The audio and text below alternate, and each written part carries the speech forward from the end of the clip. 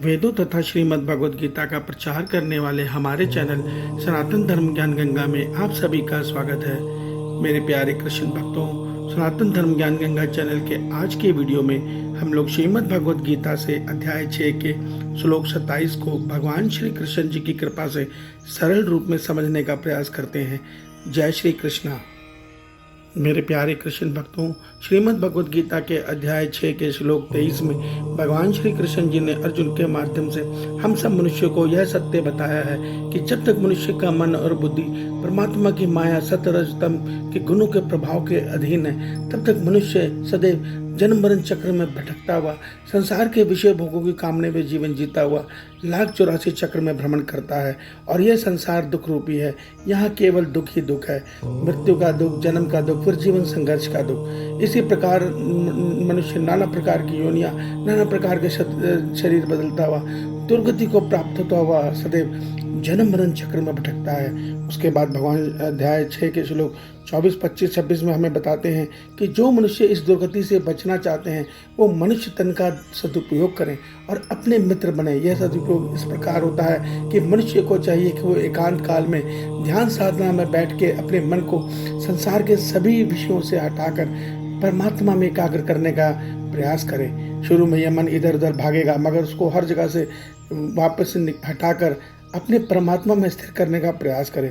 साथ में ब्रह्मचर्य का पालन करता हुआ सात्विक आहार विहार के साथ शुद्ध अंतःकरण के साथ सदैव परमात्मा में अपने मन को स्थिर करने का प्रयास करें और इस शरीर से संसार की सेवा भाव में कर्म करता हुआ कर्म योगी बनकर जीवन जिए। जब मनुष्य इस प्रकार प्रयास करता है तो आज के श्लोक में भगवान कहते हैं कि इस प्रकार जिसका मन भली प्रकार शांत हो गया है, जो पाप रहित है, जिसने रजोगुण को शांत कर लिया है, ऐसा सच्चिदानंद ब्रह्म के साथ एक ही भाव हुआ योगी उत्तम आनंद को प्राप्त हो जाता है।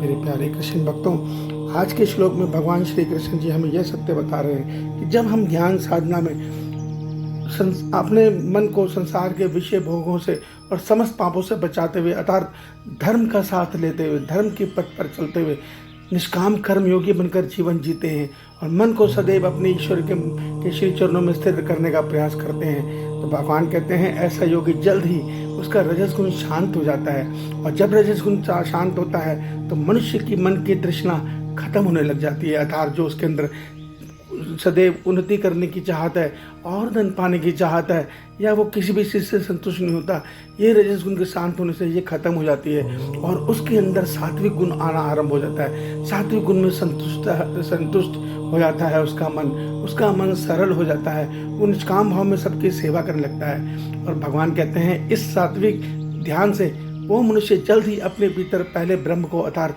आत्मा को जान लेता है, आत्मा का अनुभव कर लेता है, फिर मन और आत्मा से परमात्मा में अपने मन को स्थिर करके परम सिद्धि अर्थात निष्क्रम्य सिद्धि को पाता है, जिसको मोक्ष अवस्था कहते हैं। यही मनुष्य तन का अंतिम लक्ष्य है, यही मनुष्य तन का अंतिम गति है।